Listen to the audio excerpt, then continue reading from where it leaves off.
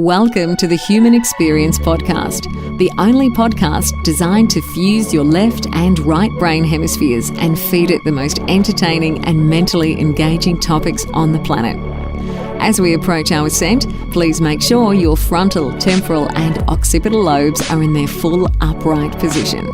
As you take your seat of consciousness, relax your senses and allow us to take you on a journey. We are the Intimate Strangers. Thank you for listening. What's up, guys? As promised, this is the second part of Mr. Robert Bruce. His book is Practical Psychic Self-Defense. Thank you for listening. Mr. Bruce, if I could just bounce in here. So this Earth system seems pretty complex, the way that everything is structured, from these genetic attachments that we seem to have and these karmic attachments, and it does seem like spiritual warfare.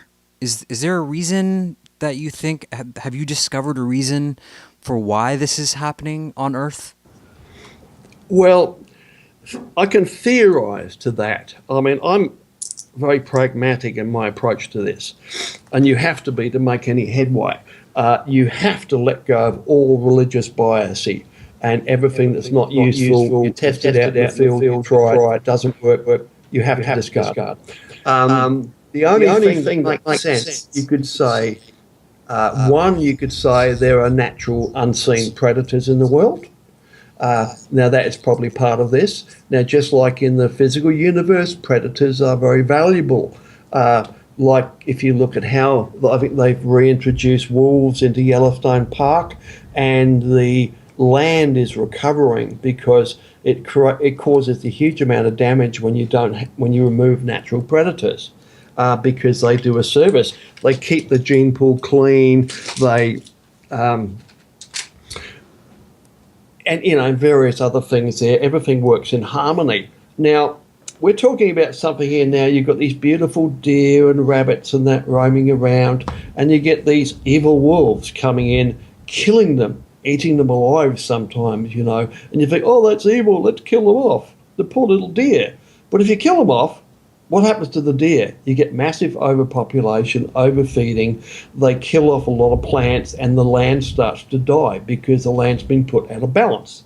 So predators are necessary in an environment. You could say we have a similar sort of thing biologically with viruses and bacteria and things like that. Now, back to human beings, you could say that it is the interactions between the positive and the negative sides, between the dark side with the demons and bad spirits and that, and the angels and spirit masters. It is the interactions between those with human beings in the middle that cause evolution to occur, spiritual evolution to occur. Right. And that's about as close as I've come to it, because wherever I look in the universe, in the physical world, in the spiritual world, the astral world, everywhere, I keep seeing one thing standing out, and that's evolution. It is everywhere. And so because it is everywhere, it must have something to do with the reasons why things are the way they are. Interesting. So this does aid in our natural evolution. Do you find that in death and in the afterlife that these attachments that we have follow us over? Not in the afterlife, no. Once a person physically dies, it's a whole new ball game. Now, the ghost, keep in mind there's a mind split effect occurs at death. Which can affect what actually happens. You could say you have your real-time etheric body, the lowest level energy body to the physical. When the physical body dies, that is like the ghost that can be occasionally seen. And most ghost sightings of deceased people happen within 2 to 4 weeks of a person dying. You get various phenomena and that which are quite common. Now, but if a person does not move on, then that person can, through associated touching physical beings, like trying to give relatives hugs and that, you can end up like earthbound, because when you touch as a ghost, when you touch a loved one, let's say you try and hug your wife or your daughter or something, you will soak up like living physical universe energy by osmosis, just by trying to hug somebody. And keep in mind that you'll just pass through them. You may give them a bit of a shiver. They'll notice it. And that's one side of it. How do you think we can dissuade these beings from attaching to us? I mean, at the beginning of this recording, we discussed, I mean, you say that it's being at the wrong place at the wrong time, but how can we protect and strengthen our auras and our fields so that these entities aren't even, persuaded or, drawn to us? Well, you can strengthen your natural fields, call it your aura if you like, or part of your aura, by living a good life and thinking good thoughts. Living a good life, eating good quality food. All of that helps. Getting some exercise. I mean, people who are fit and healthy generally have less problems, but they are not excluded from them. They generally have less problem, but it doesn't stop them. I mean, I've had lots of people that are super fit athletes that have come to me with, demonic possession attacks and things like that. So it doesn't exclude you, but it does reduce your chances, in general, of picking up something vicariously in your travels, like when you're out, in town, going about your life, when you come into contact with something that may be trapped in a building. Now, keep in mind, these things can't cross running water, and our towns, every street and every house is like surrounded by, every apartment building is surrounded by running water, and entities tend to accumulate, particularly deceased entities, ghosts, tend to accumulate in areas that are surrounded by water because they can't cross the running water, and most of them don't know why. But having an understanding, just the understanding I pass on in my book, The Practical Psychic Self-Defense Handbook, gives you pretty much all you need to know, because if you deal with these things fairly quickly in a fairly effective way, just by using running water and that, and like you get a problem occurs in an evening, don't delay having a shower. Take action, do something about it. But as for dissuading them, in general, this would be like trying to discourage fish from eating shrimp, or trying to discourage sharks from eating whatever they eat. The communication is not that good, but the higher demons, the more intelligent demons, usually only interfere with a human being for a reason. That could be something hereditary, something that happened hundreds of years ago. But sometimes you can negotiate with a demon, and you can create a deal with it where it will leave you alone and give it. Have to find out what it wants, and then you come up with an arrangement where you give it what it wants. And it might be something really simple, like on the 4th of July at sundown, you will light a candle for it, a red candle for it, and maybe burn a little bit of tobacco as like an offering, remembering its birthday or remembering its special day. And something simple like that will often. And if you're faced with something that is incredibly difficult to get rid of, and it's incredibly difficult to find anybody that can actually do anything about it if you want to try and forcibly remove an entity. For many years now, I've had people coming to me that have seen dozens and hundreds of healers and teachers and that. But if you have a real problem, the problem's intractable. You can't get rid of it using, you could say, spiritual new age kind of stuff. It very often doesn't work. And they're the ones which usually, of course, end up coming to me. And even all of those, I can help most of them, probably 95% of them.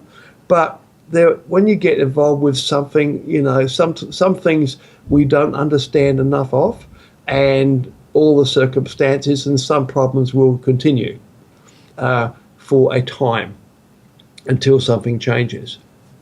What was an instance where this happened for you, where you had to make some kind of contractual deal with an entity? I've done that with various people over the years, a couple of dozen people, where they've had some contact. They can hear a voice or something like that. And if you get past maybe the shouting and screaming and insane talk that's going on inside the head, and sometimes they want something very, very simple. It may have been, something that happened 100 years ago or so.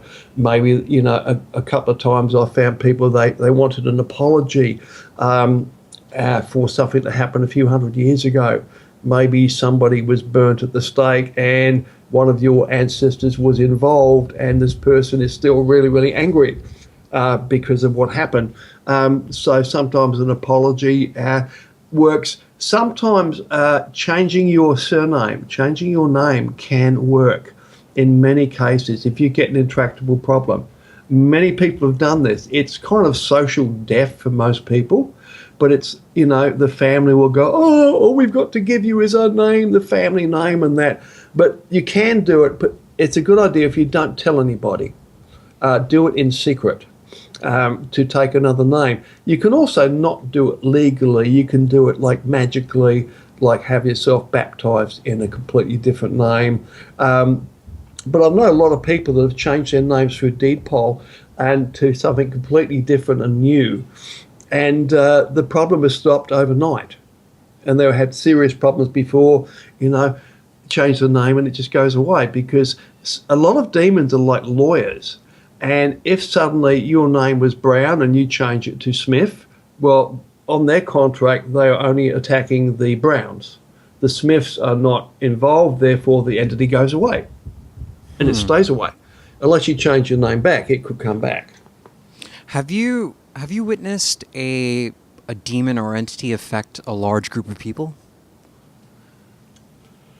Well, you hear about that. I have seen it to an extent where an entity will affect maybe 70 people or so at one time. I did a workshop several years ago at the Feather Pipe Ranch, which is a place in near Helena, Montana, and beautiful place, lovely people there. And we were on the last day of a 7-day workshop, so we knew each other pretty well. So I think there was about 70 people there, big room. And I'd arranged for a young woman who had a serious demonic attack going on to come down at the end of the day. And I think it was about 5 p.m. she was due to turn up. And she turned up about 4 o'clock. And I'm presenting, I'm talking to these people as we go. And she quietly slipped in, a lovely looking young blonde-haired woman, about 24. And she very quietly and politely slipped in and sat near the door. She found a chair, and her friend who drove her down sat next to her very quietly, politely. Now, just about everybody in that room, 90% of the people in that room hated her on sight, and they could not explain it because I used this, because we actually had another session after that because I noticed what happened. And so I extended it. And I got a show of hands, and those people would admit it. And 75% of the people admitted it, and a bunch of other people admitted it afterwards when, in private to me. And this included one of the group leaders there who was a very spiritual person. And this person was very troubled because how could that happen? I meditate for a few hours a day. I'm a vegan, long-term vegan, and this and that. And how could this happen? That I suddenly feel hatred surge in me. I could be so affected by a demon, a negative entity, whatever you want to call them. And these things, these entities, some of them are very powerful. And I believe, from my examples, at times I've seen this happen many times. It's like they have a charisma that they can project. Is one way of thinking about it. Another way is that the entity, you could say, or the demon can split itself up into 100 different, like an astral projection where you produce an energy copy of yourself. It's possible that a higher demon can create 100 copies of itself, and these go out and attack the people in the room, those that are approachable. And obviously there's some in there that it couldn't get through to. But I tend to lean in favour with the simplest solution that is there. It's an atmosphere it produces, which is like it's like a thought form where the atmosphere is impregnated with the thought of this person's horrible. You hate them, stay away from them. You're picking up basically how the entity feels about this person. And but yeah, that was one case, and I've seen many other. I mean, a lot of the people that come to me that have been demonized for some time have these amazing stories, and they're very similar. It's like people hate me. It's like you could go up to a counter to get a hot dog, for example, and the guy there serving you is nice. Hey, go and chatty and that. If one of these people walks in behind you, the person will instantly hate them. And it's like, what? They're really rude to them.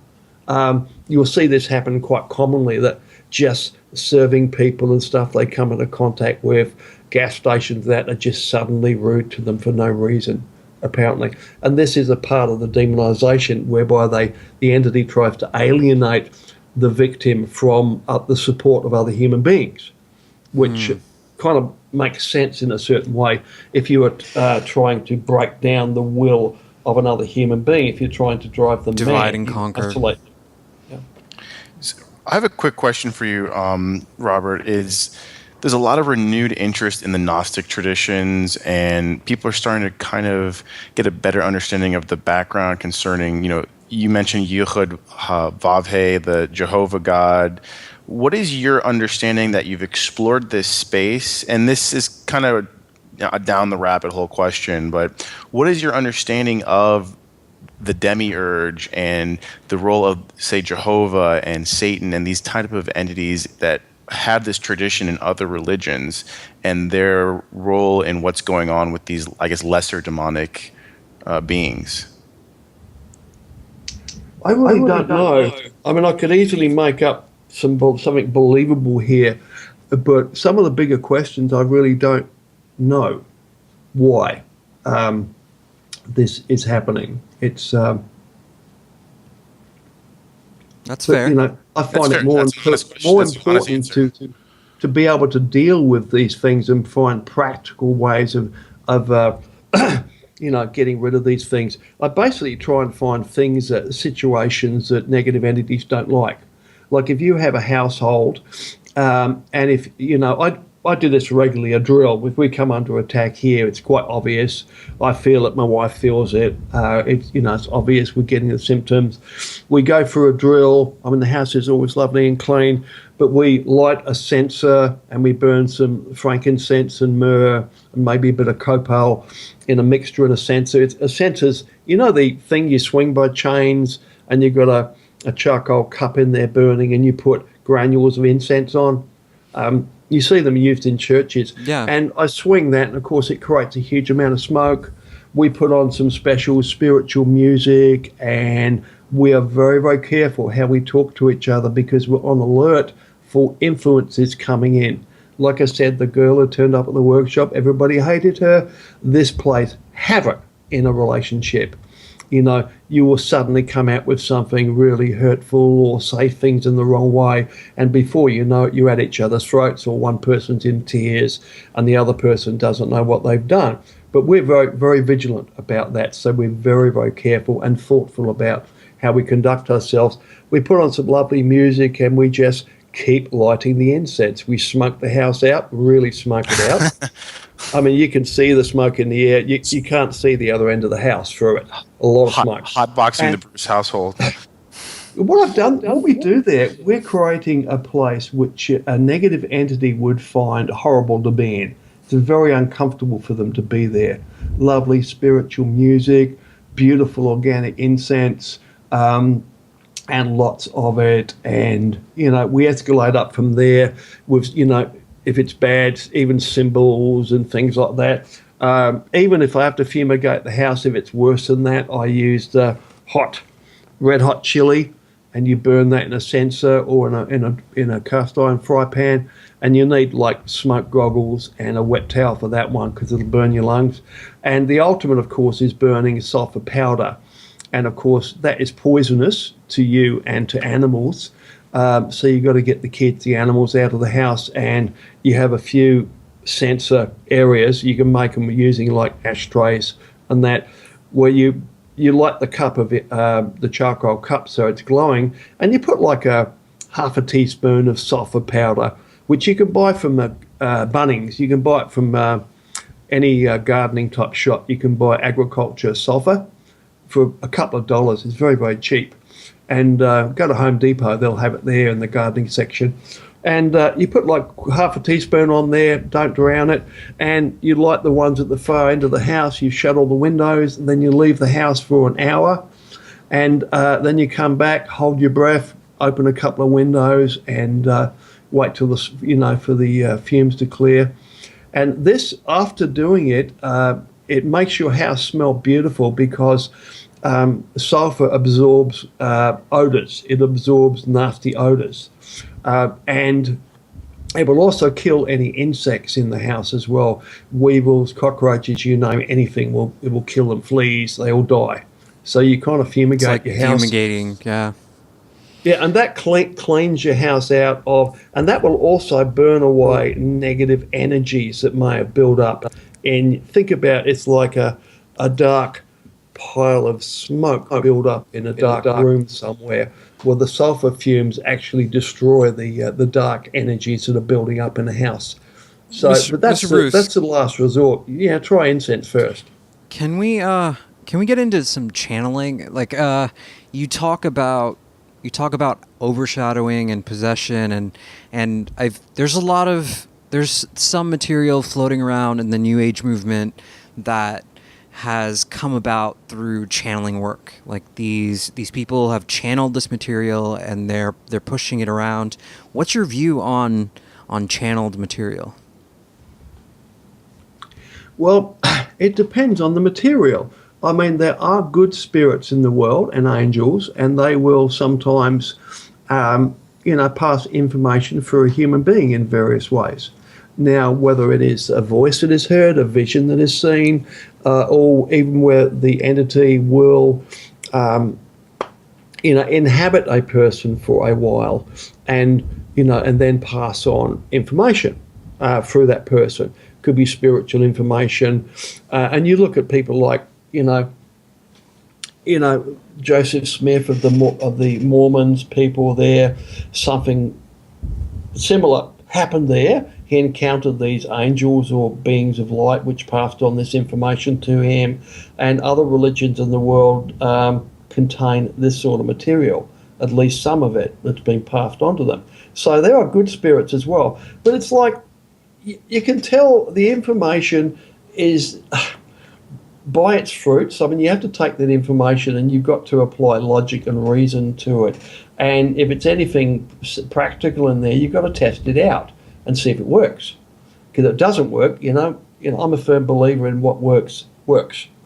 Regardless of how well it should work theoretically, which is what you're dealing with today. A lot of things, including channeled material on how to deal with spirit entities and demons and that, a lot of the methods given don't work.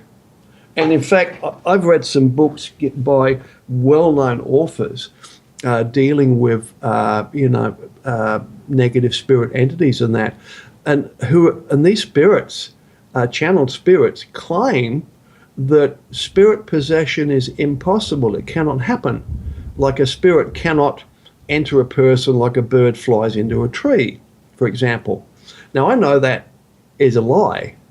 Now, when pushed, and I'm taking information here from an author named Allan Kardec from over 100 years ago. He wrote the Spirit's book, the Medium's book, and I'm quoting from the Medium's book. And when he pushed the people, because he had some experience with people being possessed and that, they did admit then that, if a spirit does interfere with a human being, it's only because a human being has something inside of them which is like what is inside the spirit. So like attracts like. And that's why you've attracted the spirit to you. Now, I totally disagree with the whole like attracts like thing. It's been hugely corrupted and it's used as maxims are generally faulty. It doesn't work in real life, and it definitely doesn't work in the spiritual universe, not as a maxim that covers everything. And this was the argument I was having when the idea I was offered the contract for the Practical Psychic Self-Defense Handbook, the original. And where I won the argument was, these people were stuck in the rut of it's karma, it's this and it's that, there's nothing you could do about it. And it's like the person suffering attack, they're bringing it on themselves some way. They've been dabbling and they've got bad thoughts, or they're a bad person, like an alcoholic attracts an alcoholic spirit sort of thing. And where I won, I've done extensive work with children, including babies 6 to 9 months, years of age. Now, I've seen babies like 6 to 9 months, years of age, which are suffering full-blown demonic attacks. And these babies are screaming, they're rigid, there's physical damage occurring, muscles tearing and things like that, horrible things. And I've proven these are attacks with the mother's consent, of course, who comes with me, by walking the baby across running water. And there's instantaneous stops the attack. And you walk across it, as soon as the baby crosses that water, the baby goes limp, and it's goo goo gaga, happy little baby falling asleep. Now, if I take, and I've done this many times, if I take one step back over that water the way I came, scream goes the baby. I've done that with babies. I've done it with my own children. I've done it with myself. I've literally, once I was in a situation where I was under a major attack and I'm standing one side of a water main. Now, I was crippled with spinal sciatic pain, had to stagger out of the house to go home. But when I passed through the gate, where the main water pipe was going right under the gate, you could see the asphalt there was disturbed, whether it had been replaced or worked on recently. Now, there's massive pain. I was hobbling. I had tears running down my face. And the instant I stepped through that gate, the pain stopped. And I go, wow, I'm okay now. This is at night time, about 8 p.m. in the dark. And I thought, well, I'll go back and join the party. One step back, there, down I went instantly. And, not so good idea, hobble back, through the gate again. It disappeared again. I did that a couple of times before I realized there was something over there that I can't see that is biting me. I couldn't sense it. I'm quite sensitive. It was just there. Now, I experimented with this. I moved my foot up to that pipe very, very slowly, sliding along the ground. And when I got to an exact point and my tippy toe just crossed the water, I could feel a spasm and pain instantly shot up my leg, into my back, and I was like almost crippling pain. And pull it back, pain stops. So I had pain, no pain, pain, no pain, pain, no pain. And I've done that experiment dozens of times with myself and with other people, and it's like valid. This is what's happening. We don't know exactly what's happening here, but we have a pretty fair idea, keeping it very simple, that these things, whatever they are, cannot cross running water. And using that one principle, this is my gift to the world. If you go back into the myths and of the past, you come across records where ghosts and werewolves and vampires are not allowed. They can't cross running water. Various things like that can't cross running water. And it's called myths and old wives' tales. And this is where your vampire movies and that come from.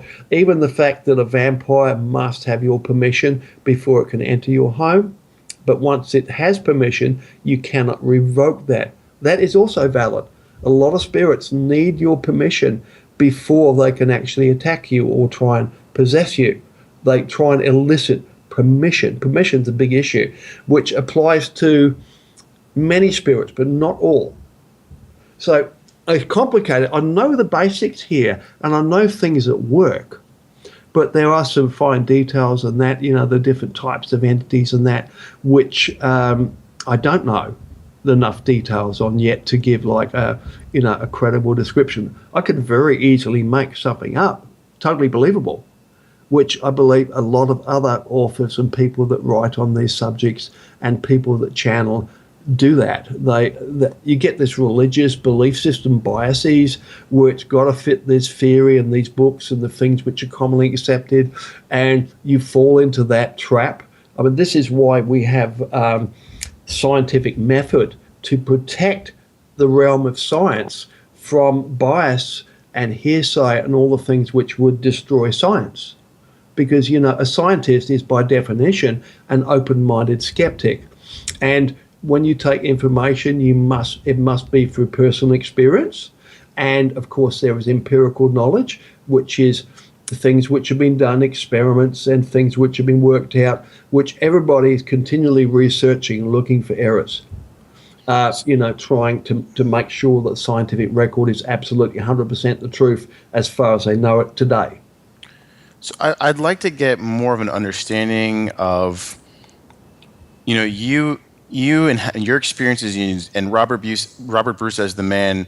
What is your understanding of, based on everything that you've said, everything experience that you had, of reality, of what this entire thing is? What do you make of it?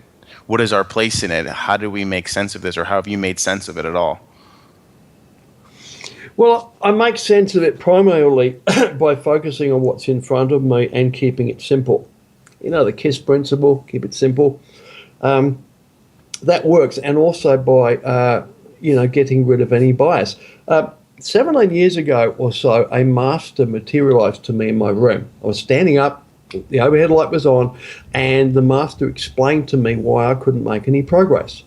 Now, at the time, I had a typical New Age type belief system, probably similar to most of your listeners, but the master explained to me that how this worked and how I was blinding myself to the actual greater reality. I could see bits and pieces of it, but when you tried to work with it, a lot of it was unworkable, didn't make sense. And he explained to me the way of the master. And he said, it has always been this way, and it will always be this way, because this is the only way it can happen. And that is basically to apply scientific method to spirituality. Basing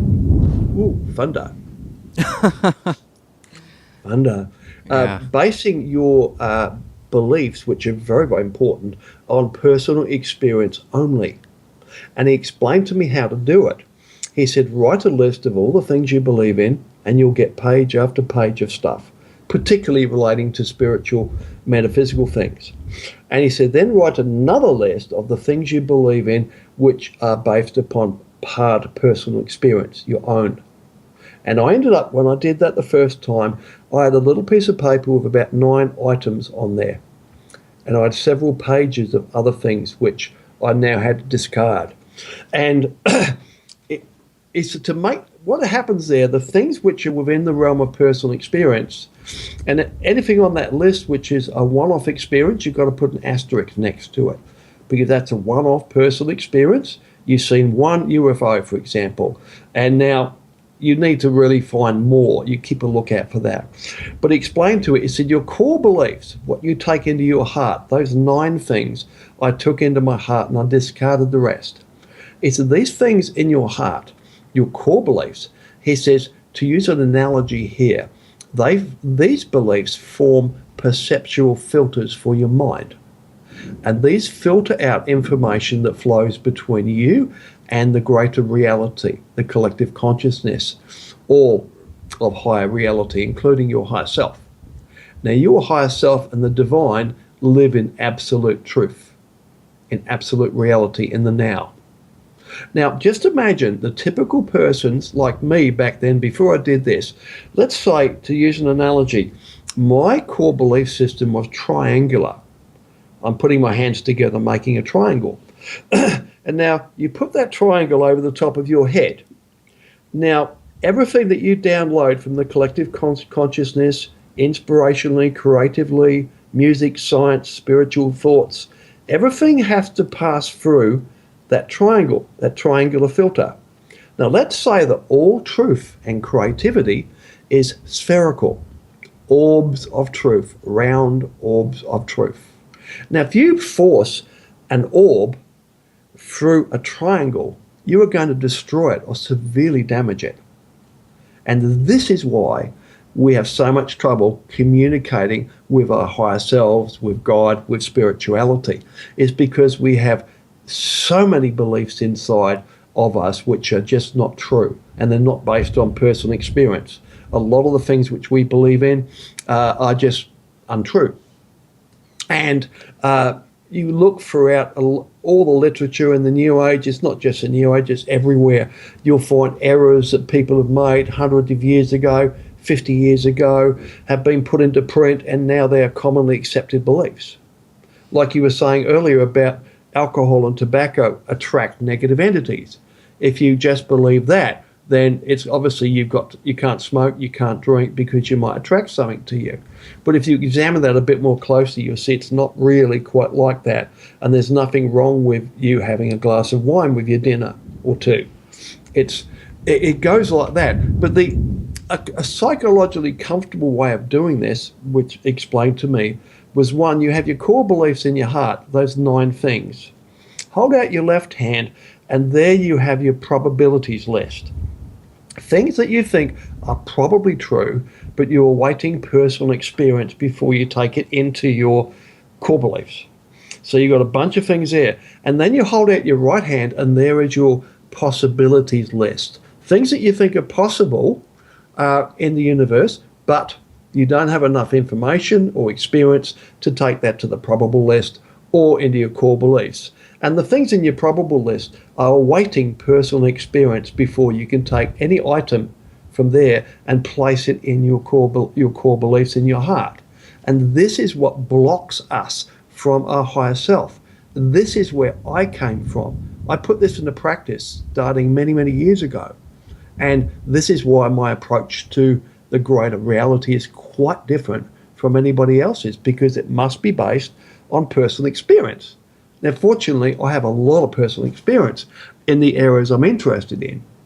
Yeah, I really like that. I like the core belief system. Mr. Bruce, we have some questions that were submitted to us, if you don't mind. They're a little bit off topic. They're not psychic self-defense related. They're okay. They're more of just on the before astral. we move on. Sure. I have a document about that experience I call the catch basket concept, which details that experience with the master and the process of purifying your belief system. It's very, very easy to do.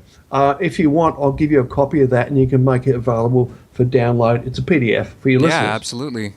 Definitely. Okay, I'm finished.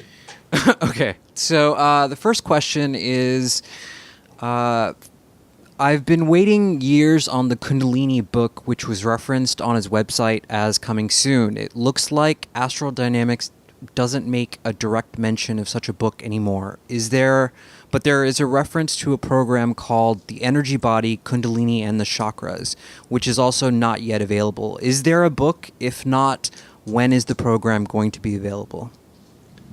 The program was released several months ago. We put our hearts and souls into creating that. It's a video-based program, probably, 20 hours or so of video, and everything I know about Kundalini. And the program is called Raising Kundalini. And if you go to my website at astraldynamics.com and go to the catalogue, you'll find that's up the top there, one of the Raising Kundalini. That's the program. So we have released that. Now, I wanted to do the program first before I wrote the book on it, which will be called probably Kundalini Dynamics, because I like the name and it's descriptive. Because I'm getting a lot of feedback helping people to raise Kundalini through this program, and I've learned lots of other little bits and pieces. I knew more than the basics, but I'm getting lots of other feedback and interesting stuff from this program. So I'll probably start on that book in probably 6 months or so time, and it probably give me 6 months or so to write it, and I'll be released through my publishers Red Wheel and Hampton Roads. Cool. Next question. Astral projection and lucid dreaming. Is it the same, or is there a relationship between those two? There is a relationship. I actually explained this in the second edition of Astral Dynamics. Now, there's 2 editions of that too. The first one was released in 1999, and I totally rewrote it in 2010, and we released a 10-year anniversary edition. It's my bestseller by far. Wonderful book, and I explain this in there. Basically, if you start with real-time astral projection, at the bottom here, which is the closest you can get to the physical universe. And this is like projecting in the real world. You're like a ghost in the real world. So you find yourself walking around your house and everything looks pretty much the same. Now, you have dreaming, lucid dreaming, and wake-induced lucid dreaming. That is actually a lot easier than learning how to consciously astral project. And it's actually much more powerful in many, many ways. Now, anything to do with the dream mind is a projection into the mental dimension. It's a projection of the mental body. And this is why dreams, lucid dreamings, and wake-induced lucid dreams are a lot more memorable. And when you're in those experiences, your mind feels more normal, which means you can remember things better, like who you are, what you're going to do, you have a plan. Now, in an astral projection, you have from real-time astral projection, you go up a gradient into the astral planes and realms. Now, there's a direct parallel with these and the mental dimension. So if you hold them side by side, you've got the astral dimension, the mental dimension here, and they go from the low area. Both of them have a real time zone level. So the mental dimension, you have a level you can project into real time, like a ghost in the real world, and it's a lot more solid. And they have you go higher, you have the astral planes, and you have the mental planes. Now these are the same thing. You are just perceiving the astral planes from the mental level. So they're a bit more different, a bit more colorful, a bit more complex, perceived from the mental dimension. And there are higher bodies and higher levels beyond that, but those are the ones that need to focus on because any experience with the others is incredibly rare. So what most people have, now whether you have a mental projection or an astral projection and how high in the astral planes, real time, or whether you have a lucid dream or wake-induced lucid dream, that it depends upon how your chakras are functioning. And your chakras are very complex things. So the combinations of your chakras and how they are functioning during experience, you will have a normal projection is part astral and part mental body. And there is a mixture there, a variable mixture. Some people have mostly astral, and you will find if it's mostly astral, they're stuck in the real time zone, and that is a projection of the flesh of your body. And this is provable if you study it, that you are projecting from the flesh. And in that state, you will find it's difficult to think, difficult to remember who you are, what sort of plans you might have had. It's a very sexual environment. You know, you have these strong animal instincts because, let's face it, human beings are animals. You know, and we're related to every other animal on the planet in that sense. But yeah, there's a mixture of astral and mental, you could say, energies in most astral projections. And this is why you get such a different range of experience with all these different oddities, you know, a huge range of different types of experience where people experience different things from other people. It's not consistent. And this is why, because of how the chakras are functioning. And the chakras are, of course, quite unique. So, yeah, that basically explains, that's my working theory at the moment, and it's very workable. It works. Okay. Next, does the moon have anything to do with astral projection, and what is on the dark side of the moon? I think it does have something to do with it because human beings are affected by the full moon, particularly, and some people are affected by the new moon. I am affected by the full moon. I don't notice the new moon, but am affected by the new moon, and I do tend to. I find I tend to have more astral projections, spontaneous astral projections and visions around that time when the moon is full, and a lot of other people do too. It's definitely not to do with the gravity of the moon. You know, you think these massive gravitational forces there, because often there is a moon up in the sky in the daytime that we can't see. The moon is there, or it's there at night. With a new moon, the moon is still there. We just can't see it. because the angle is wrong. It's not reflecting light off the sun. So it's definitely not the gravity. I think it may be something to do with the light reflecting off of the moon, but that's just a guess. There's no real understanding of why that is, that happens. But anecdotal evidence does suggest that it does affect people considerably. As to what is on the dark side of the moon, I've been to the moon many times, and it's basically, more of the same. It's just the light is a lot lower. It's kind of darker. As for anything I may have found on the moon, I don't generally talk about that. Okay. Is it possible to pull someone out of their physical body and into the astral realm? I have tried that to death. You wouldn't believe how many times I get asked to do that. And I've tried that. But what happens is, if it actually fits in here with what other things we've been talking about, if you and I synced up, and let's say I'm going to meditate and do an astral projection at the time when you are going to bed, and you're going to be relaxed at, say, 10 p.m., waiting to come out of your body. Now, two things happen here. If I astral project to your room and I approach you and I try to pull you out of your body, you will interpret that as a massive psychic attack. It's very unpleasant. Massive tingling, shivers. You may feel the hand and something trying to pull you out of your body. And I kind of guarantee that you are going to panic. In that. It's a very unpleasant experience there.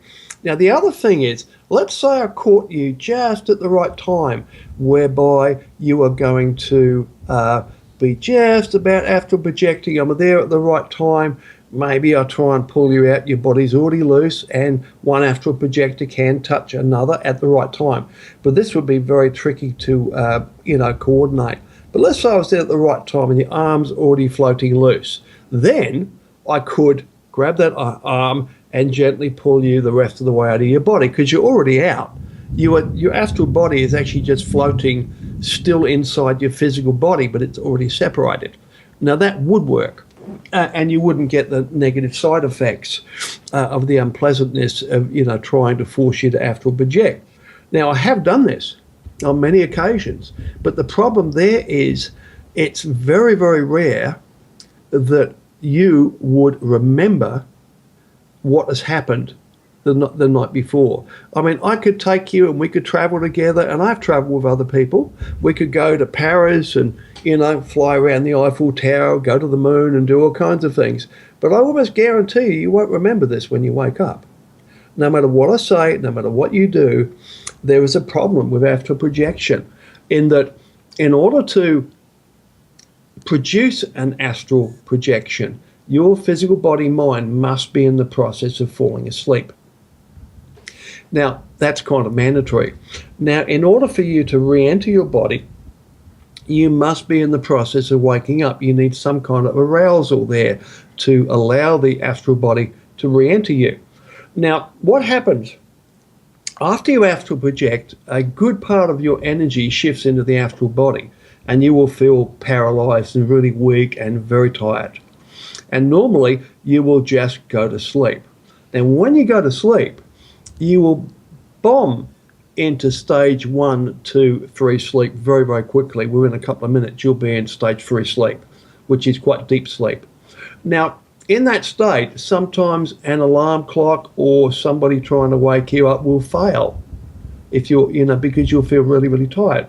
And because a lot of your energy is also out of your body, which makes you more tired. And so you are not going to be able to reintegrate. Now, if you come back, let's say we'll stay out 5 minutes, this is more workable, and then you're going to try and get back into your body, passionately, savagely shouting your success. Well, that will hopefully make an imprint of a powerful memory that you will realize in your mind. As you wake up, you'll have the memory of it. That's a technique I teach people. Usually 10 seconds out of body for the first OBE, and then dive back in, passionately screaming success to try and make it an impact on the human mind. But longer than that, it could be several hours before your physical body will wake up. And if you're in your astral body, if you try and get back in before then, your physical body will feel cold and damp and very dead. It feels like dead meat. And Okay. it's quite shocking. And a lot of people have been traumatized not knowing that. They've got out of body and they've tried to get back in. The physical bodies fall into a deep sleep. It's not easily awakened. And the subtle sensations of a returning astral body are usually not enough to awaken the sleeping physical body mind. So you're laying on top of your physical body and it feels cold and you will think, oh my God, I've died. And you'll go into a panic usually if you don't know what's happening. What to do there, of course, is just to go on your way, explore the astral. You probably won't remember it in the morning. But as you can see here, it's quite a complex thing. It's not something that's easily done, pulling somebody out. Yeah. Okay. Last question from our guests here. Have you met any aliens in your journeys? Yes, I have. Yeah, I have. Okay. Several. Yeah, I've seen giant spaceships the size of battleships or aircraft carriers, and I've been in company. When I was like 19, I was in the merchant navy, cargo ships, and going from where I am to around Darwin, particularly up that way, we would often see these giant ships coming down, and they looked like, imagine an asteroid the size of quite a big ship, and it's like a football sort of shaped made of iron with pock marks in it, like a typical asteroid. But this has like a bright blue-green aura, very distinct around it. And we had one landed probably half a kilometre, 500 yards off the port bow on a beautiful, clear, moonlit night. And it decelerated and it slipped into the water without a splash. And we saw two in one night. Lots of things like that. I was also physically abducted at least twice that I know of. And I recovered the memories to one of them. I was in the company of my mother. We were making a small road trip, like a 35-minute drive, and coming back about midnight. And we were like literally abducted, and we lost 4 hours of time. And we got home, we finished that journey. We left about midnight. We got home about 4:30 a.m., so at least 4 hours missing. Wow. And I recovered those memories many years later because I always remembered the first part of it. Driving along the road, this brilliant light appearing through the trees, going through a wooded area, and the ship moving out. And years later, when I recovered the rest of the memory, this fairly spherical ship very quickly landed on the road, a ramp went down, and I drove my car carefully up the ramp and turned the engine off and put the handbrake on. Now, something was, telepathically controlling me, which is a little bit like possession in a way, but it's kind of done remotely. And we're taken up onto this huge ship, which is in high orbit, not low orbit. It was a really big ship. And the room we were taken to, there was a few little greys, running around involved, but most of the people there were, the aliens were human looking, quite human. And there was it's like something out of Congress. You imagine, there was a big room and there was this huge ball of light in the middle, about the size of a, 30-inch monitor, but a ball which was glowing and throbbing and pulsing on like a dais in the middle. And there was about 100 chairs or more, big, comfortable, expensive-looking chairs, like you'd find in Congress or something, positioned around this central ball. And there was about 100 people probably sitting there or less. And my mother happily smiled and went and sat down and looked at the ball and kind of zombied out. You ever seen the Dark Crystal? It's an old animated puppet thing from many don't years think so. ago. It's kind of like that. Anyway, but I didn't sit down. I was talking to a man, and it was, I was excited, and he took me aside and we, took me away from that room. We went for a walk around the ship. And while we were walking, there were some big windows there, like bay windows, but spaceshipy, like you'd find on, Star Trek, on a Galaxy-class starship, big windows. And you could see the Earth. We're obviously in high orbit. And, looking down, and he explained to me what was happening. He said, for hundreds of years, we have been abducting human beings astrally and also physically when we can, if it's convenient, but also astral projected doubles. Keeping in mind that most people, when they project, they just sleep project, which means the astral body just comes out of their body and floats above the physical body, mimicking the sleeping position. So they abduct those, and they do the same sort of thing with them. He said the ball of light in the middle is a telepathic communication device. He said what we're doing, we are programming healthy social trends into your population, and things like equal rights, anti-racism, really good healthy things which have been growing around in the world for the last 100 years. Racial equality, sexual equality, all kinds of things like that. And that's about all I'll tell you about that at the moment. But because I'm not allowed to talk about anything other beyond that. But what he did say, he said the reason they're doing this, they're very benevolent. He says your civilization has to pass through a very narrow window, like an envelope window in a mailbox. He says, and you must do it in this exact way and pass through that little slot in order for you to become a type 1 civilization, an enlightened civilization.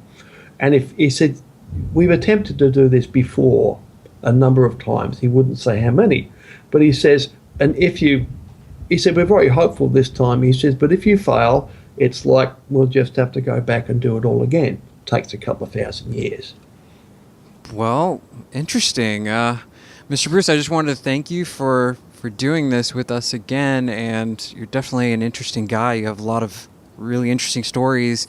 What do you have in the works right now? I know that you have a workshop that you're doing. You want to tell us more about that? Right, yeah. Well, apart from the programs we have at astraldynamics.com, where we have the Raising Kundalini program, the Astral Projection Mastery program, they're very extensive programs, all in high def now. We also have Manifestation and Self-Healing, a program which was actually a workshop which was filmed professionally at the Edgar Cayce Foundation in Virginia Beach, the ARE Foundation. And long story, I ended up with copyright of that for that one. I also have a workshop coming up. If you go to glidewing.com, that starts in about a week or two. I think it's about a week's time. I don't have the paper in front of me. And that is the Practical Astral Projection Energy Work Intensive. And this is a 5-week course using hemisync technology, audio, trance-inducing audio signals. And the idea of that is for 5 weeks we work on, these CDs, and we teach you the basis of energy work and astral projection exit techniques. But it's done in such a way, it's live in the fact that we have a private forum there where all of the people taking part can ask me questions every day. I will solve problems and troubleshoot things that are going on, give you your best advice. Very, very friendly. We have a lot of fun. But it's a bit of a commitment for most people because it runs for 5 weeks. And, the idea is if you work for 1 hour a day with the CDs and also do some energy work and astral projection exit work and that as well, probably ends up 2 hours a day and a little bit of reading, then, you have the maximum chance of succeeding in having an astral projection, including things like the slight discomfort theory, the short OBE technique, 10 seconds out of body. We push that, and we have a great deal of success. It's probably the most successful course on astral projection that's ever been made. Cool. Okay, with that, Dr. G, you got anything else, man? No, Rob, thank you so much for coming back. It was an absolute pleasure. You're welcome. Oh, by the way, it's for your listeners, I also have a community forum with a few thousand members and a lot of free material, and that is at astraldynamics.org, O-R-G, astraldynamics.org. You might want to put that up in your... Yeah, we'll definitely put the link on the website for everyone to click. Yeah, and I'll send you that document, the catch basket concept, once we finish this recording. Excellent. We're looking forward to trying that course out, having like a real astral dynamic. All right, yeah, guys. 5 weeks. But I mean, even if you can't take part every day for the 5 weeks, I mean, it'll give you a good chance to review it and, get a good feel for what's happening. Sounds good. Cool. Well, this is The Human Experience, and I'm Xavier, my co-host, Dr. G. Just thank you to Robert Bruce for doing this again. We will catch you guys next week.